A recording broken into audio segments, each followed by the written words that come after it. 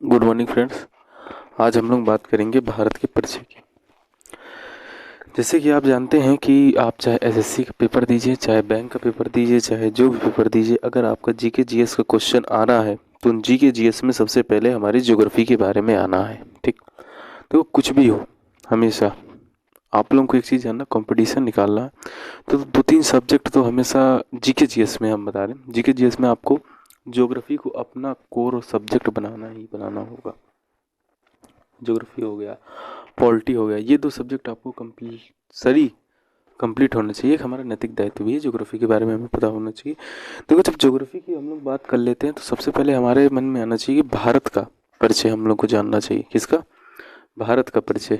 ठीक है, भारत का परिचय जब हम लोग जानेंगे कि सबसे पहले भारत का परिचय की बात जब हम लोग बात करते हैं तो उसके बारे में हम लोग जानेंगे। देखिए, आप लोग हमारे साथ जुड़िए।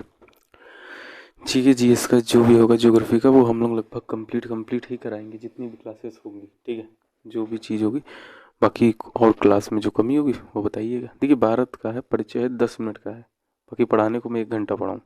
ठीक, 10 मिनट का परिचय, बस एक आप लोग समझ लीजिए इसे रिवीज से। चलिए देखिए, भारत का परिचय सबसे पहले देखिए, जब भारत का परिचय की बात करते हैं तो सबसे पहले बात आती है भारत का क्षेत्रफल कितना है। किसका? भारत का क्षेत्रफल। तो जब भारत के क्षेत्रफल की बात करते हैं तो भारत का क्षेत्रफल है 32,87,263 वर्ग किलोमीटर। कितना है? वर्ग किलोमीटर। ये कितना है हमारे देश का, पूरे भारतवर्ष का कितना क्षेत्रफल है? 32,87,263 वर्ग किलोमीटर है हमारे देश का क्षेत्रफल। अब बात किया जाए कि हम लोग पूरे विश्व में जितनी भी भूमि है उस भूमि का हम लोग कितने परसेंट है, तो जो भारत का क्षेत्रफल है ये पूरे विश्व का, तो भारत का क्षेत्रफल प्रतिशत में, किसमें?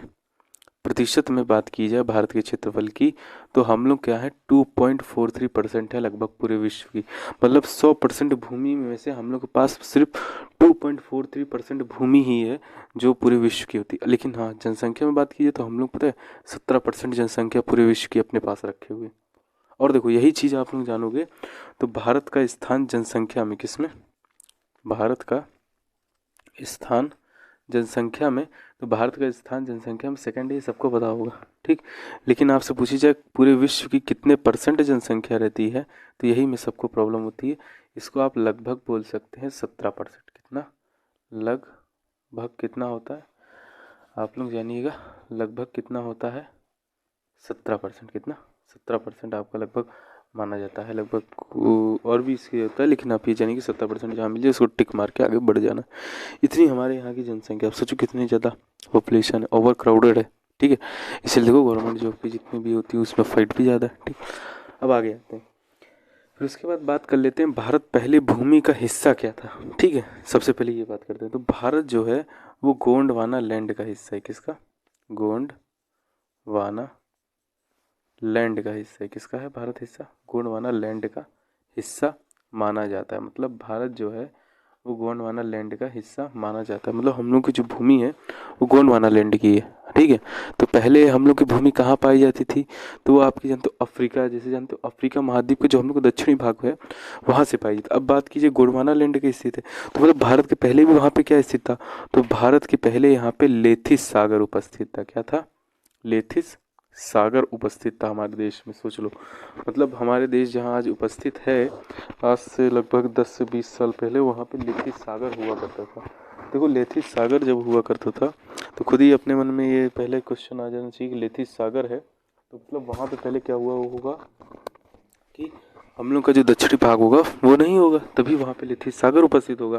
तो यही गोंडवाना लैंड का हिस्सा आया होगा और जुड़ा होगा, तब जाके हमारे भारत का लगभग पूरा का संपूर्ण क्षेत्रफल बना होगा। देखो, ये हो गए कुछ इंपॉर्टेंट फैक्ट किसके बारे में? भारत के बारे में। फिर इसमें देखो अभी बहुत सी चीज़ें इसमें ये आ जाती हैं कि भारत इतना हो गया, फिर भारत के पड़ोसी देश कौन कौन से हैं, भारत का मतलब बहुत सी चीज़ें हैं अभी इसमें हम लोग को जानने को रहती हैं। देखो, इसे हम मिटा देते हैं। अब देखो, इसको मिटा के फिर आगे बात करते हैं।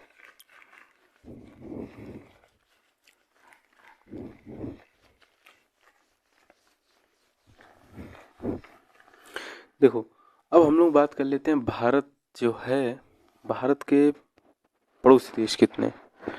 देखो हमारे यहाँ पड़ोसी देशों में सबसे पहले समझना, भारत का मैप के बारे में पहले बता देते हैं। भारत की लंबाई, भारत के बारे में पहले जानते हैं, फिर उसके बारे में सब चीज़ जानेंगे हम लोग। ठीक है, देखिएगा भारत का नक्शा। ठीक है, थोड़ा सा प्रॉब्लम होगी पर देखते चलिएगा। ठीक, देखिए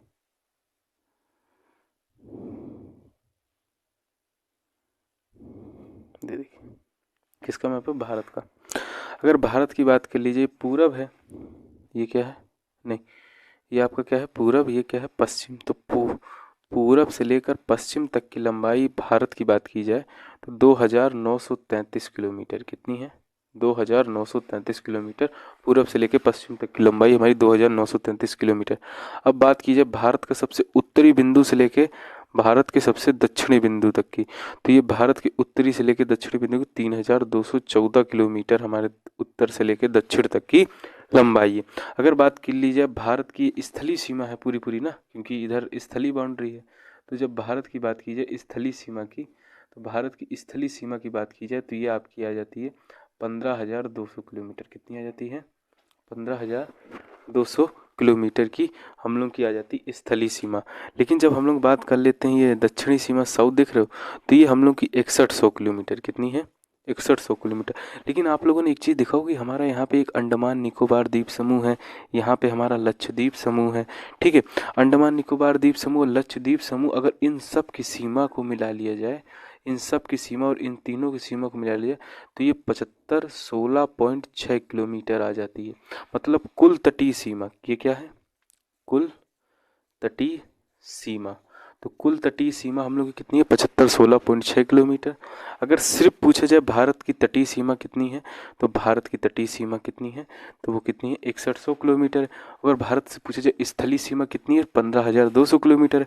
अगर पूछा जाए भारत से उत्तर से लेकर पूरब से लेकर पश्चिम तक की लंबाई कितनी, तो 2,933 किलोमीटर है। अगर बात की जाए उत्तर से लेकर दक्षिण तक की लंबाई कितनी है, तो कितनी है आपकी? 3,214 किलोमीटर है। लेकिन देखो अगर बात की जाए तो सबसे भारत का उत्तरी बिंदु कौन सा है? कौन सा सबसे उत्तरी बिंदु की बात करते हैं, तो भारत का सबसे उत्तरी बिंदु जो है वो आपका कौन सा हो जाता है? इंदिरा काल। क्या हो जाता है? क्या हो जाता है? इंदिरा कॉल इसका नाम है। ठीक है, इंदिरा कॉल। अच्छा देखो, इंदिरा कॉल इसलिए कहा जाता है क्योंकि इंदिरा यहाँ पे काल बनी हुई थी, किसकी? पाकिस्तान की, क्योंकि पाकिस्तान से ही क्या आज़ाद करवाया हमने? बांग्लादेश। ठीक, तो इंदिरा काल यहाँ आ जाता है। ठीक है, सबसे उत्तरी बिंदु हमारा कौन सा? इंदिरा कॉल। फिर उसके बाद बात कर लेते हैं भारत का सबसे पश्चिमी बिंदु। कौन सा? भारत का सबसे पश्चिमी बिंदु। तो भारत की सबसे पश्चिमी बिंदु की बात करते हैं तो इसको सरक्रिक के नाम से भी जाना जाता है। किसके? सरक्रिक के भी नाम से जाना जाता है। दूसरा गुहार मोती। कौन सा? गुहार मोती के भी नाम से जाना जाता है। अगर बात कर ली जाए भारत का सबसे पूर्वी बिंदु, तो सब भारत का सबसे पूर्वी बिंदु की बात की जाए तो भारत का सबसे पूर्वी बिंदु का नाम है वलांगू। क्या नाम है? वलांगू। ये जो वलांगू है ये अरुणाचल प्रदेश में स्थित है। कहाँ पे है? अरुणाचल प्रदेश में है। ठीक है, मतलब अरुणाचल प्रदेश में है। ये अरुणाचल प्रदेश जान ही रहे हो, यहाँ पे अरुणाचल प्रदेश ही पाया जाता है ना।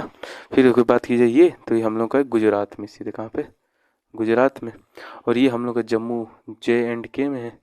ठीक, और भारत का सबसे दक्षिणी बिंदु कौन सा? भारत का सबसे दक्षिणी बिंदु, देखो भारत का सबसे दक्षिणी बिंदु, तो सबसे दक्षिणी बिंदु जो है वो आपका कौन सा आ जाता है?